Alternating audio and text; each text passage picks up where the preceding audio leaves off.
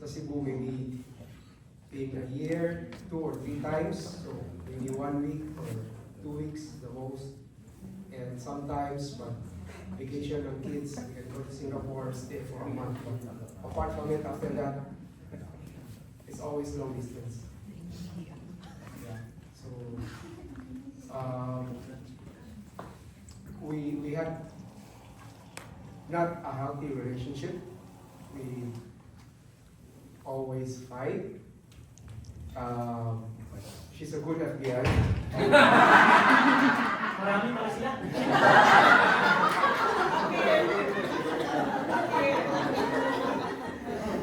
It was just one instance. Magala kami ng mga barkada ko sa Singapore. So, sabi ko, I was on my nakasando na, bigla natutulog na ako. Bye-bye. So, yung soup, basta yung soup yata, puti something. So, the next morning, nung gumising na ako, tawag. Hi, good morning, pagka. Ba't iba yung suit mo? Ha? Bakit yun? Sige. Magaling na FBI. Kasi, as a wife, we had a gut feeling that there's something happened. Pag malayo kayo, madali kang lukuhin. Okay lang yun, basta walang babae na involved, di ba? But still not a good, not a healthy relationship for us. And then, in our 80 years, there was a climax of our relationship that I was very stressed of him. I was pregnant, supposedly without third born, but yeah, I lost that. We lost that. We lost him because of my stress to him.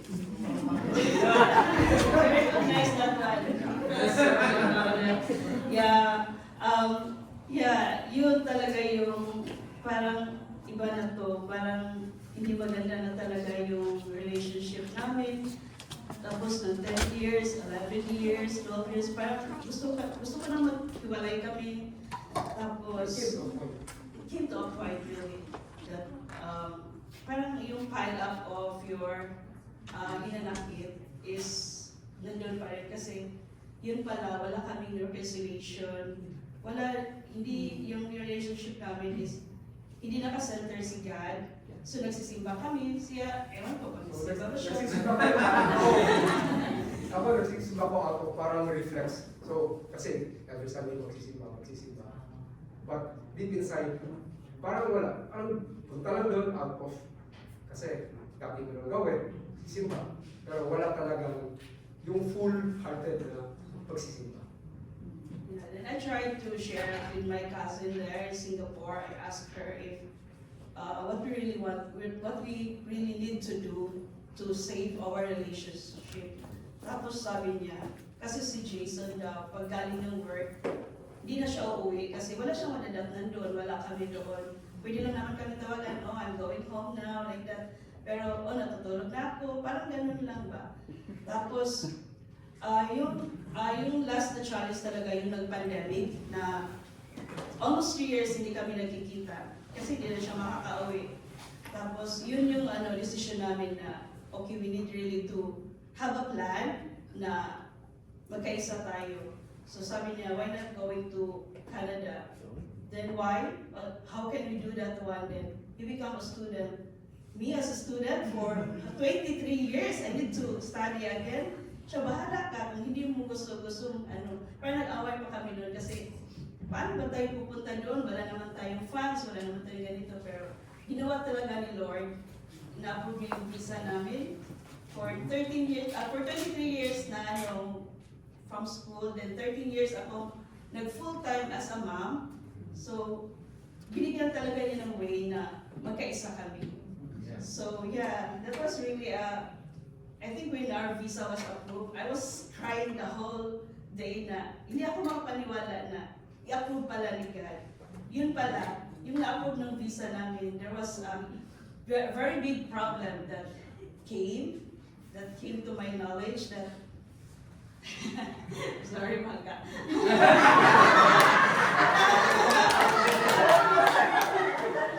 Gusto ko na talagang, this is it. Ginawa ni Lord na na-approve yung visa namin, pero may binigay siyang problema sa akin. Para sa amin. Ay, buti na na-recognize mo sa akin dalawa. Tapos yun. Talagang parang, bakit Lord? Ayaw ko na pumunta doon. Parang, ayaw ko na siya makita. Parang, balay na lang tayo. Parang gano'n. Pero, sabi ko nga is,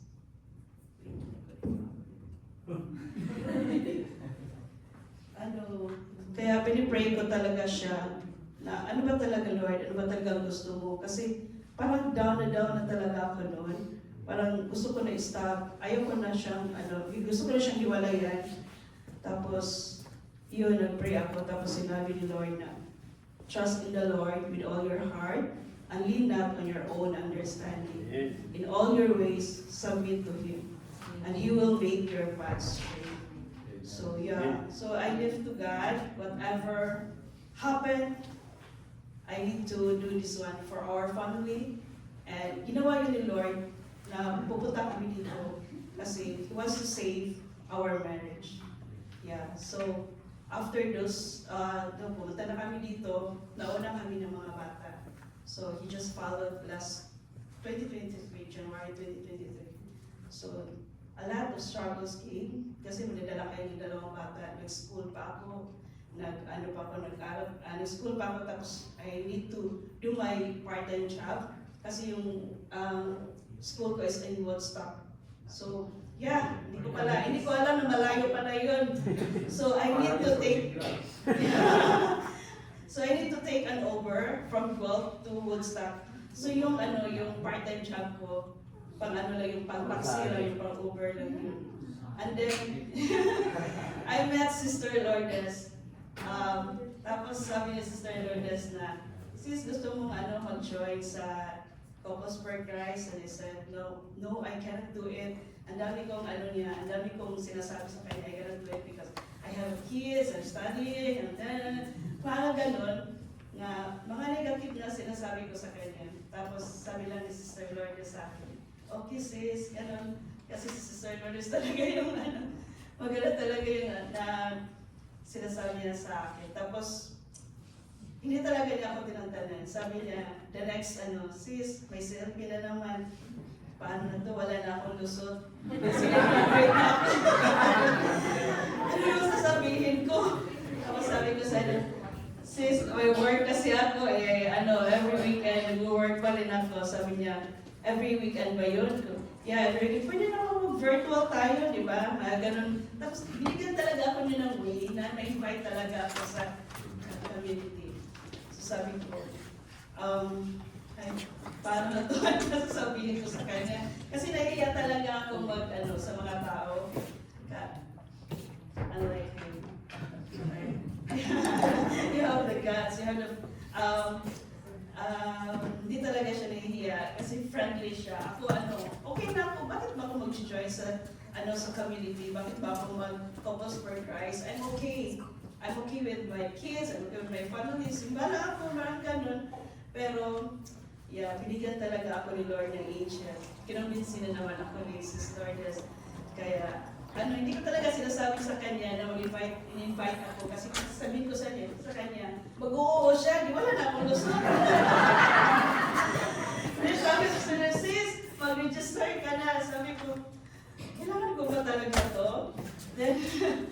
Then the next time, Sister Lourdes, mapalusot na siguro ito na Sister Lourdes, sis, kailangan mo na mag-register kasi gagawa na tayo ng name tag. Pwede ko na akong gawin yung name tag. Wala talaga akong lusot. Name tag. Sabi ko kay Jesus. Ano talaga? Tapos sabi ko sa kanya, wala na akong kasi parang 2 weeks na lang mag-start na yung Couples for Christ na CLB natin. Tapos sabi ko sa kanya, Jesus, invite tayo ni Sister ni Lourdes na mag-join sa Couples for Christ. Tapos sabi niya, pwede naman. Bakit parang sa'yo ang dali lang nag-oo, pero sa akin, pray ni Lord na mag-join kami sa Couples for Christ. Ang ganda ng CLB natin. Yung mga sinasabi during the CLB natin, yung mga sharer as a family, as a couple, it made me cry. It made me realize talaga na kung ano yung kailangan namin as a couple, as a married life. Tapos yung sa family namin ngayon is nag-grocery na kami every night. It's very, I'm so grateful. Every time we do the rosary, I say, thank you God, na ginawa niya talaga yung way na magkaisa kami. Sinisave niya yung family natin. So from the darkness, from all the heartaches, nawala na yun. Kasi every day nagsasama na kami.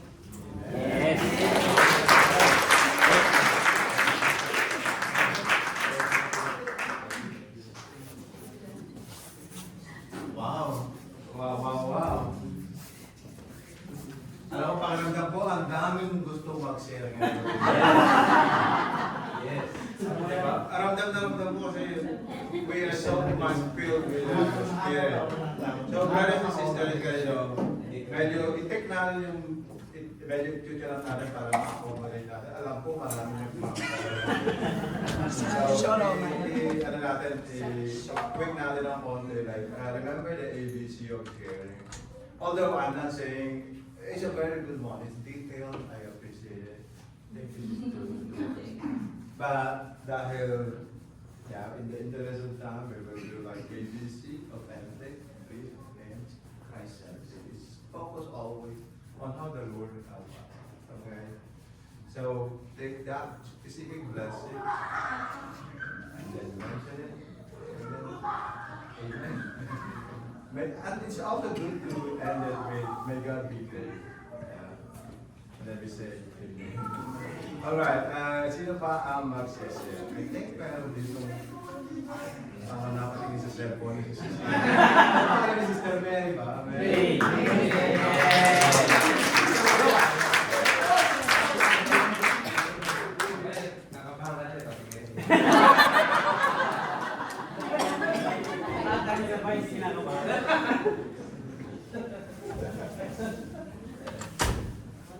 Good evening, brothers and sisters. My sharing is about my career challenges. Yeah. I have my Conigo here. It's only 70 kilograms too.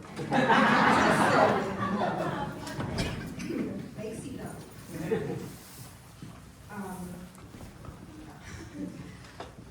I am an accountant by profession. I spent more than 10 years working in a private, in academia, and government sector. My first job was as an accounting supervisor in corporate office of SM Mall of Asia, Pasay. Then went into teaching for 2 years. After realizing that teaching is not my passion, I applied as an accounting assistant manager in a Japanese company at Cavite and worked there for more than 2 years. And after that, I was hired as accounting head at the Department of Agrarian Reform in Camarines Norte. I can say that my career path is good. When I left my job, I can easily find another one. And it's always like that. And also in a higher position than with the previous one. However, there is an however, when we migrated here in Canada, that was 2022, everything turned upside down. I stayed at home. I am no longer holding my favorite calculator, my pen, even my mouse and my keyboard. What I am holding is a sponge, a broom, a mop, a vacuum, and even rags. I know that when we landed here, I will become a certified nanay, no longer a certified accountant. Labandera, cook, a way too different from what I am doing when we were in the Philippines.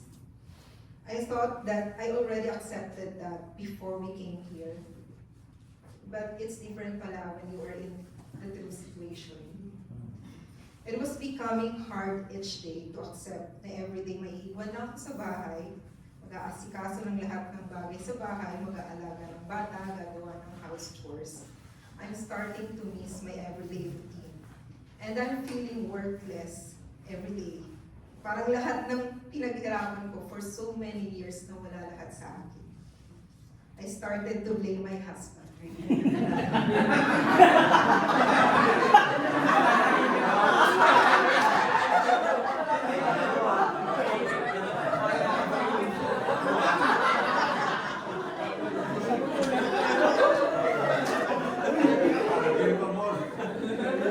I started to blame him why I ended here nothing.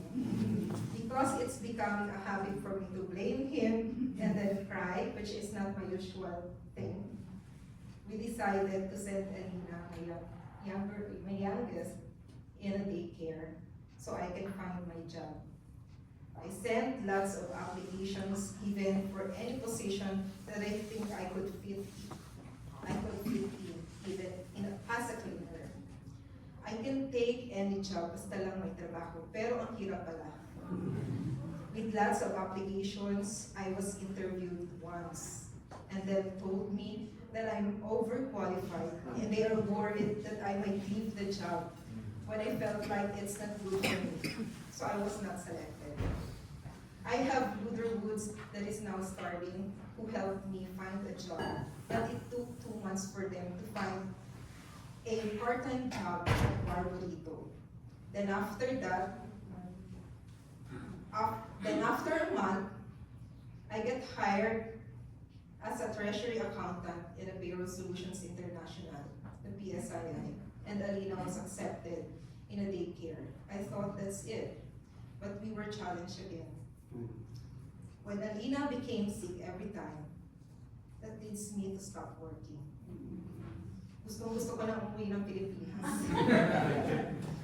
But I can't, because the main reason why we're here is for the kids. It seems like the battle is getting hard each time. I really don't know what to do. I pray. I always pray to God. I always pray to Him to strengthen me, to let me see the other side of all those hardships, to clearly see what's His plan for me and for my family. I ask God to let me understand how His plan was set for me. Sinasabi lagi ng asawa ko, siguro hindi pa dapat. Siguro may ibang plano para sa iyo. Huwag ka magmadali. Nasabi ko na lang siguro nga. Kailangan ko pa nga siguro i-enjoy lahat ng meron ako ngayon. Especially taking care of the kids at maghintay. Kasi simula nang mag-asawa kami at magkaanak ako, we work. And the kids were, inaalagaan lang sila ng parents ko. So, it's like I am attached to them. And most of my time was spent to my job. Then I met Sis Au at the Hope House. She invited us to attend the CLP. I was hesitant at first, pero pumunta pa rin kami. Just to try, nothing to lose. And then, through the session, I realized that all and everything that I'm experiencing have a purpose. I was motivated again to continue my career goal and be productive while waiting to find a job that will fit for me. Now, I'm studying to update my education as well as upgrade my license. It's getting hard back in school and taking series of difficult exams. But I don't have any option to complain because He always provides what I'm lacking. God's plan for me was so perfect that He made me focus not only on my professional career, but also on my career of being a mom and a wife. I almost forgot that everything is not only me today, but ours, our family. Although I'm still unemployed and we are struggling to meet each end, we are still confident that He will provide the rest as long as we believe it. Amen.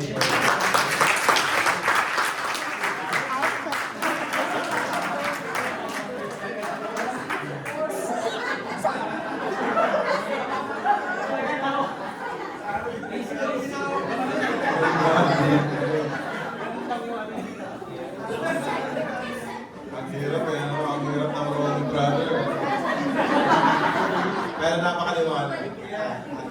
nagtanong sa akin.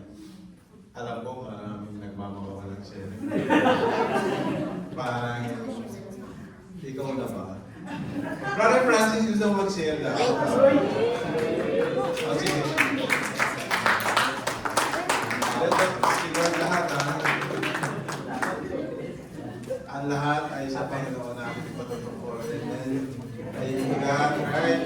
And all glory and honor to our God. Amen. It's Ernie and Brother Francis. Magandang gabi sa lahat. Itong sharing ako very last minute kasi nakita ko lang yung mga brothers experience God's healing touch. So naisip ko lang yung, share natin to kasi yung journey natin during COVID. So during COVID in 2020, yung during na-hit kami lalo na ako ng COVID, right? So yun yung first time na walang vaccine. Wala, so wala pang, so lahat natatakot kasi yung mga news na ilan yung namatay dito sa Europe. So it's a pandemic, so lahat takot sa COVID. Ngayon, so happy nangyari sa akin. So, hindi mo naman inaasahan na mangyayari sa akin. So, inisip ko sa akin nakuha. So, yung symptoms na, yung headache, ganyan, nagpa-test pa tayo nun sa, doon pa sa may health center. Sa South Drive. Yeah, so tapos days pa bago malaman. So, tinawagan nga kami ng nurse na, hey, you're positive. Sabi ko, positive ako. Tapos sabi niya, magpa-test kayo. So, nagpa-test sila. Yung mga bata meron din, except siya. So, nag-isolate. Tapos, siya lang mag-isa. sa bedroom. Sa bedroom. Then the next day, nagpa-test ako lahat. Yung miracle din, yung blessings doon. Lahat sila positive. Yeah, so one of us is like helping each other. Sa food. Lahat sila pero hindi nila ako binigyan para maalala ako sila.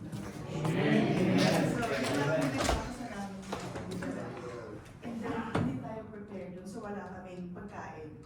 So there is this lady who came by to our house, and she put like a big jug of juice and muffins, di ba? So nakalagay siya sa card, naglagay siya ng card na, you have a beautiful family. So hindi namin siya kilala kasi hindi niya in-identify yung sarili niya. So ang naisip ko noon, family, di ba? So ako nag-isolate ako sa bedroom, naiisip ko na help us to get through this. Remembering na gusto ko pang ma-enjoy kasi natatakot din ako dahil very intense ang COVID noon na sabi ng nurse na kapag ganito ang baby mo, you should go to the hospital. Yeah, may one night pa na hindi siya makahinga. Hindi ako makahinga.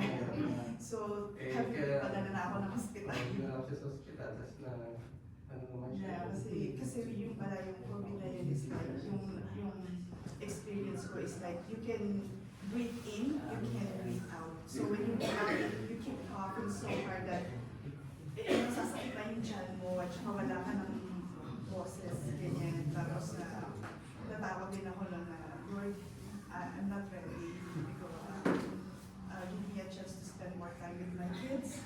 Bata pa sila, I need to see their future.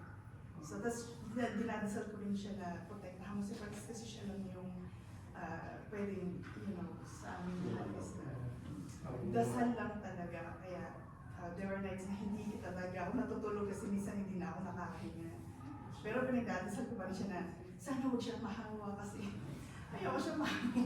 Nung una siya nag-isolate, nung bandang yung nalaman ko kung sila na meron. Siya Ako lang na nag-isolate. Lahat ng mga gamit nila, lahat in-isolate. Tapos ako lang ikaw lang. ako nga yung wala. Oo. So, nagpapasalamat pa rin ako dahil parang tayo, di ba? Dahil yan nga siya, hindi nagkaroon kami lahat. And then, ayun na, very thankful kami na-survive namin yun for 3 weeks. Sabi kasi ng nurse, 14 days ka sa kwarto mag-isolate. And then even she told me na, you can come out. I don't want to kasi baka makahawa pa ako. So pinag-grocery niya ako mag-isa. Sige, tapos ka na isolation, mag-grocery ka na. So very thankful na survive namin yun kasi hindi lahat makakasurvive yun. A lot of our friends na kailangan ko rin yun. Lahat siya na nagpatutupan nila ko that we were able to survive. And remembering siguro yung important na sa atin is yung anti-pressure na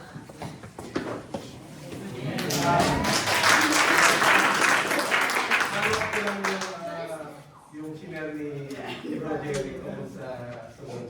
Kasi araw-araw na share ko sa wife ko yung mga kwento namin dalawa. Ngayon share ko na inyo. Totoo yung sinasabi ni Brother Jerry na yung nangyari na yun. Talagang hopeless na siya ngayon. Wala akong magawa pero parang yun nga, pray. Gulp, gulp. Sabi ko, bro, iba talaga, malakas ka talaga. May God. Nakakating first namin, no? Ano si pray, no? Sabi ko, pray. Saka hindi lang one time yung nangyayari. Nangyayari na nagkakaroon nila. Balik na naman sa mga yan. Talagang guardian angel ko, lalo pagka nag-aaral na ako. Hindi ko ang machine, tapos sabi ko, doon pang gagawin. Maya-maya, narating na. Ilang beses ko guardian angel kita. Nandiyan na siya, tapos tutulungan na ako. Kahit nag-aaral siya, busy talaga. Palagi siya natin. Basta kapatid na. Mahal siya rin yung brother. Mahal tayo natin yung brother. Kaya napaka-busy na ako.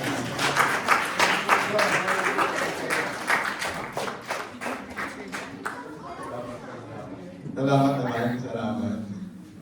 Okay, praise God for that. Salamat, Peter Francis.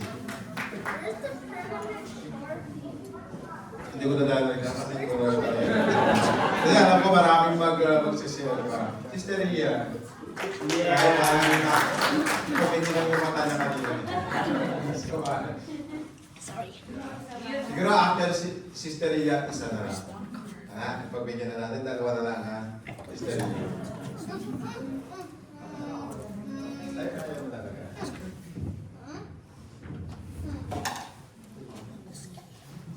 Good evening, brothers and sisters. Ako po si Sister Ria.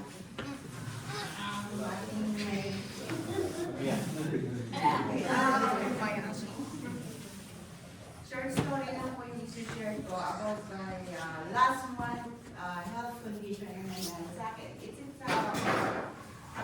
February, it's my birth month. It's joy and happiness. It's happy birthday, brother Anthony. We're the same birthday. And then, busy sa work, busy sa mga activities sa simbahan, sa community, for also helping Brother Pete and Sister Lourdes na si Elijah. And then, to make the story short, Monday, pumasok pa ako. Tuesday, morning, nakaramdam ako ng pain sa, akala ko is only gas, yung parang bloated yung tummy ko, pero masakit yung right side ko. So sabi ko kay Brother Ronnie, bro, napanood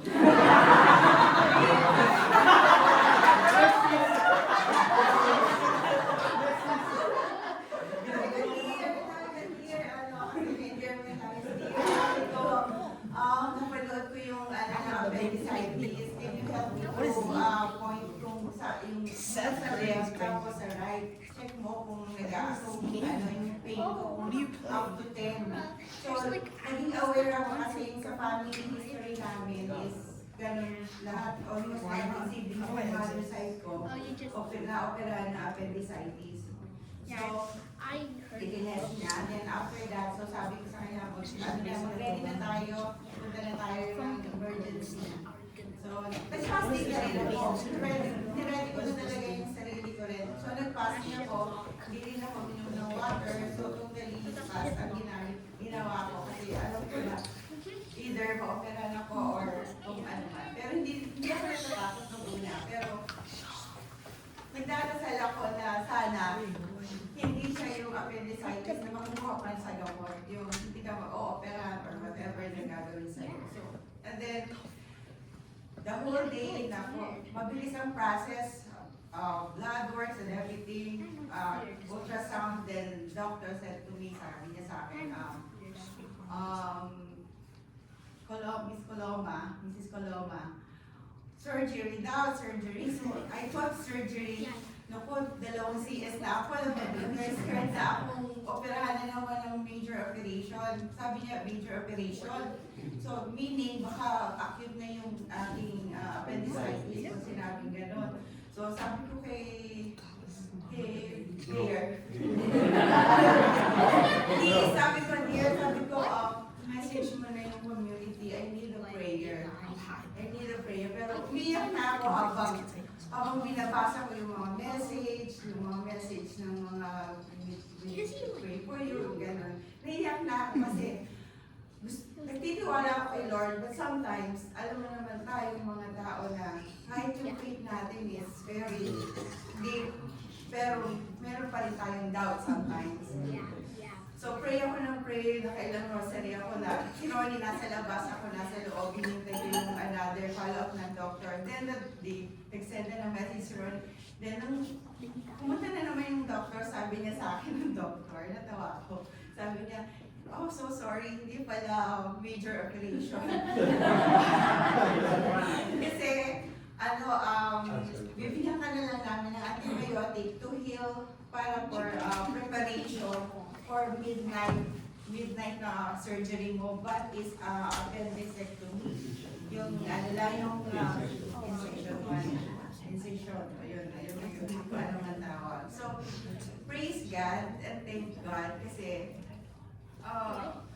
mabilis yung process, ang bilis ng answer ni Lord. Yung scared ko, biglaan niyang binawi na nag-fill up ng joy yung heart ko kahit natatakot ako.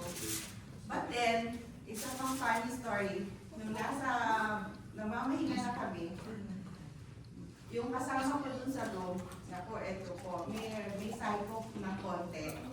So, F siya ng F, tapos ang lakas ng music niya. May illness siya, siguro siya.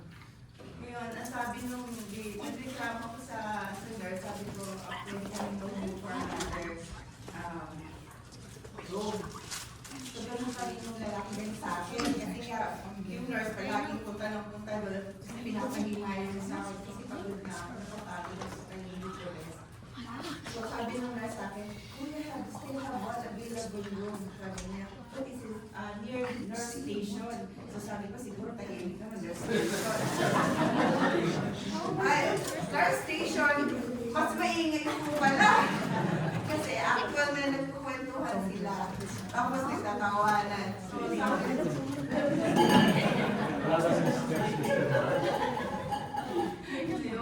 so, it's happened na, pero ang process is very fast.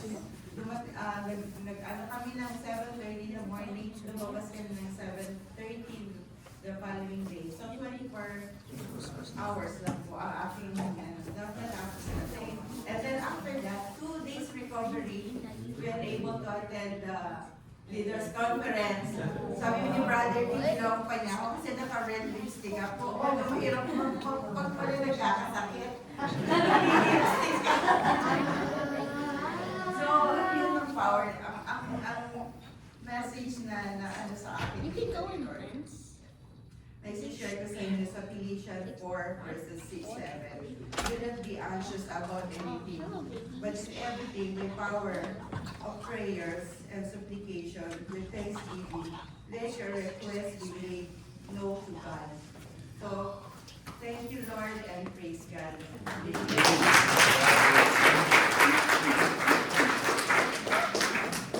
I was about to tell her, huwag ka na kapatid ng Angels. Having a leaders conference. But they were there. How can I come in coming to that assembly where in fact, the way of the Lord talking to us.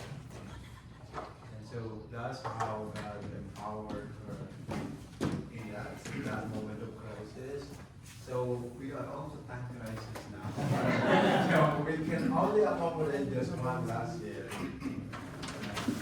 And because I thought that they wanted to share. Let me call on the left moron.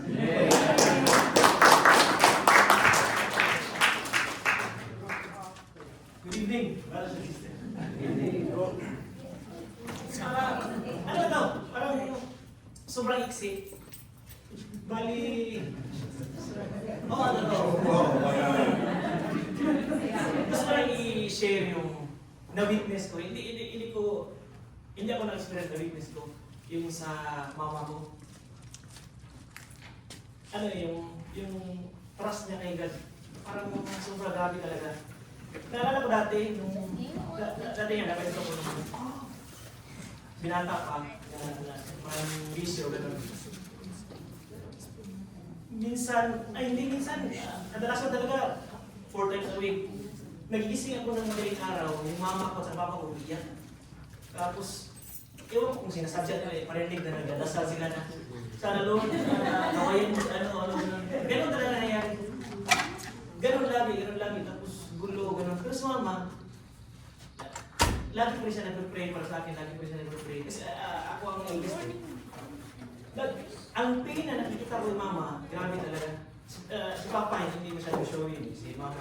One time, may nakapagsabi sa kanya na pinsan ko na si ano, gumagamit naman doon. Pinapasok niya sa kwarto, nilagyan ng Biblia dito. Magsabi rin ng totoo. Saan ka galing? Kahit may Biblia, sabi ko, wala nga. Sabi ko talaga, wala. Pero, alam ko na siya naman ko, tapos dinadala niya ako sa simbahan. Alam mo yung simba na magdating simbahan, lagi kang inaantok. Walang interes. Tingin, kahit kuya, pumapasok sa simbahan, excited ka tapos parang interesado ka makinig.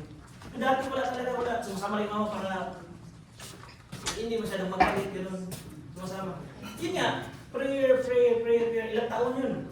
Like, almost 10 years na gano'n ginagawa.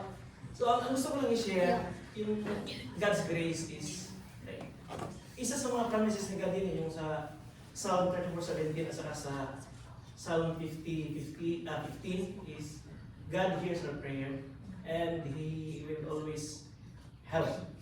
So, yun nga, nangyari, siguro, blessing na rin na nadinig ni Lord yung mga prayers mga kaya. Kasi alam ko yun eh, kasi kung hindi narinig ni Lord yung mga prayers mga matapos sa akin, wala ko dito siguro, in front of you, brothers and sisters na ako salita. Kaya sabi ko, yung grace na yun, hindi ko sasayangin talaga. Kaya, for that, bigyan ko yung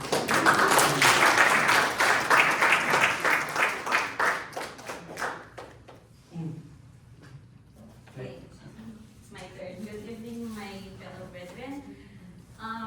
So when Dennis and I got these criteria regarding of what to share to you today, we are so much puzzled on what to share from our experiences. So I pray to God, Lord, give me something that can inspire my brothers and sisters. So when I woke up from my nap, Dennis and I talk again, amazed by our little thoughts. So here it is. This is a story about a woman, so it's not my experience. A woman, I witnessed of how her faith to God lead her parenting. She got married at her very young age. She wasn't able to enjoy, I'm sorry, here we go. She wasn't able to enjoy her sweet 16 life. Unluckily, the man of her life was not so supportive to her. And also he was lost in his life.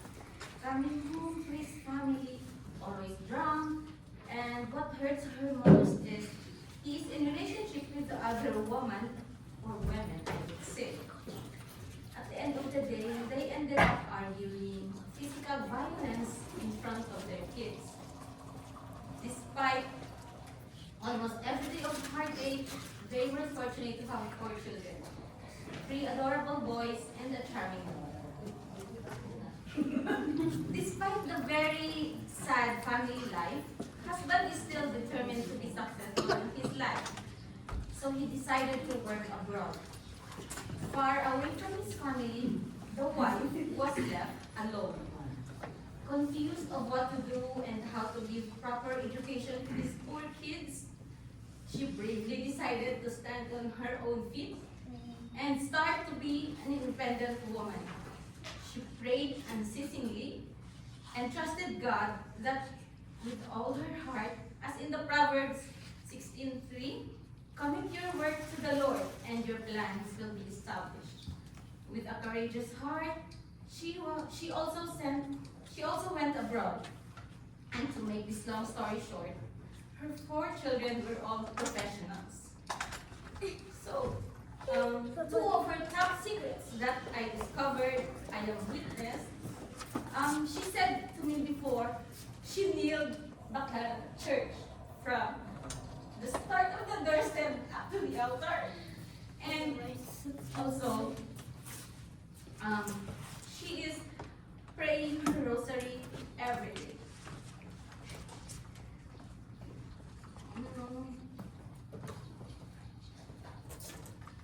She's miles away from her children, so she just has faith and belief in God's promises. And God never fails. A mother's prayer can be a way to entrust her children to God's care. It's also her way to find strength and hope when she is worried about them. And that woman that is full of faith is actually here in this room, bold and fierce by God's grace. The woman whom God has taken out from the dark, and the reason behind why I am here in front of you. It's my mom.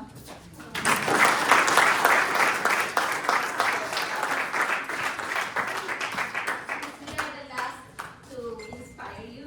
May I request everyone to please close our eyes. And to end these beautiful, inspiring stories, one lesson I learned is God will not give us something that we cannot bear. We just need to fully trust in Him with all our hearts. Believe not on our own understanding. He loves us and He promised us eternity, just as this song.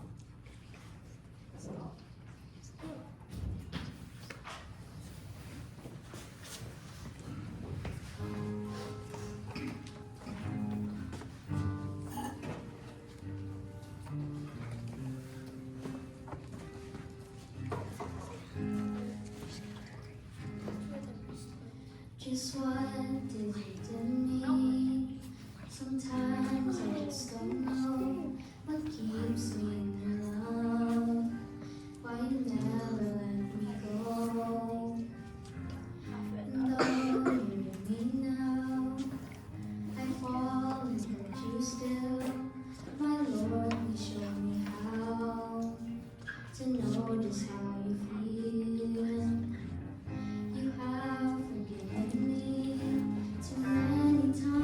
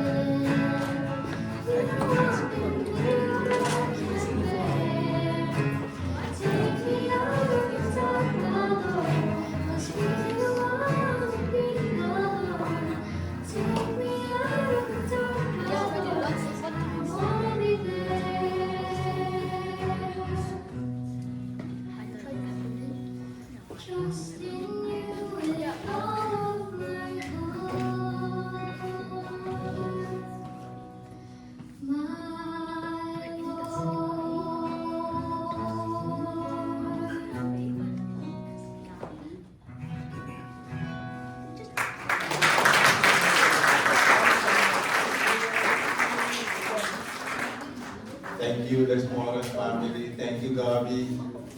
Nagkanalang naman ako dun. And you see how tonight is really spirit-filled, amen? We can feel how God is speaking to us, right?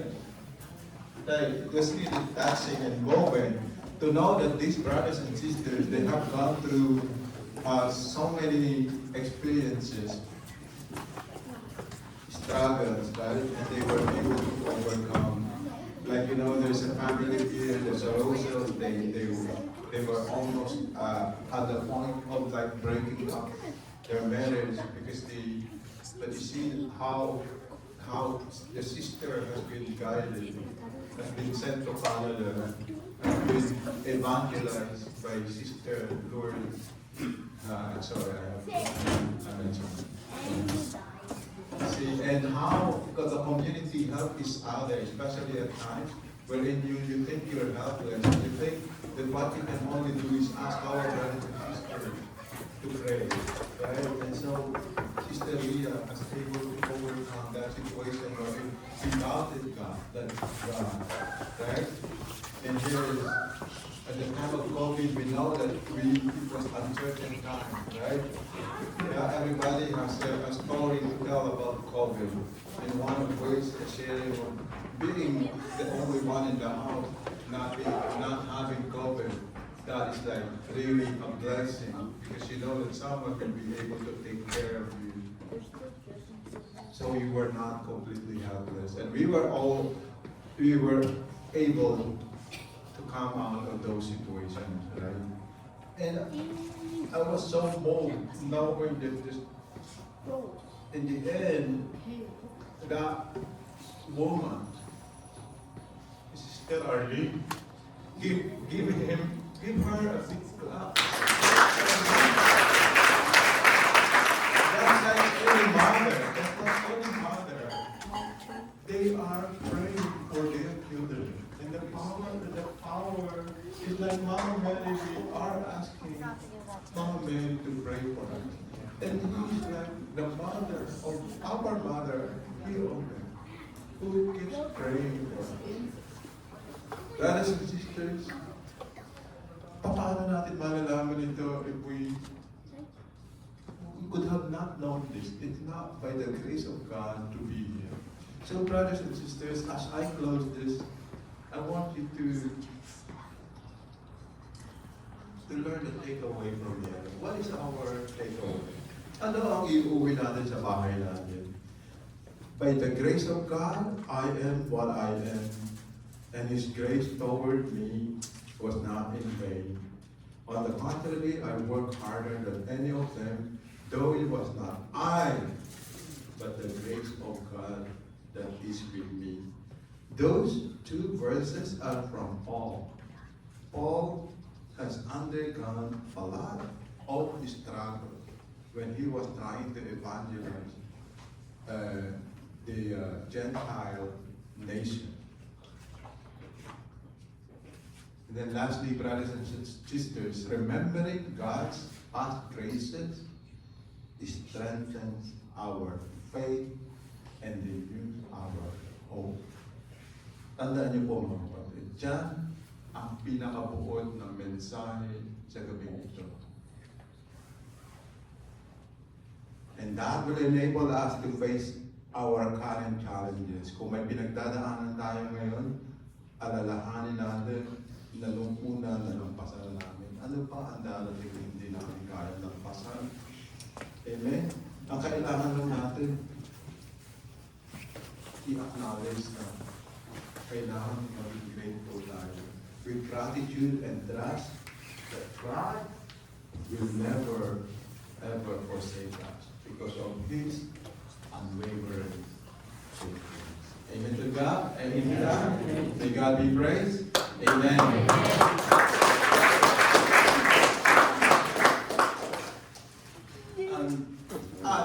Yung maganda yung regalo sa atin sa Catholic Church, meron tayo Eucharist. There's always Eucharist that we can always go to so that we can really physically make Jesus present, even partake of Him every Sunday. Amen? Or every day if you want. I will beg your indulgence that I will have another thing to discuss, but this came just 2 days ago, just like the exhortation, it came 2 days ago with this. So, and because we are so filled with the Holy Spirit that we're sharing, we learned a lot from there. So there's additional bonus for you. I promise I will take it maybe 10 minutes. Pull up the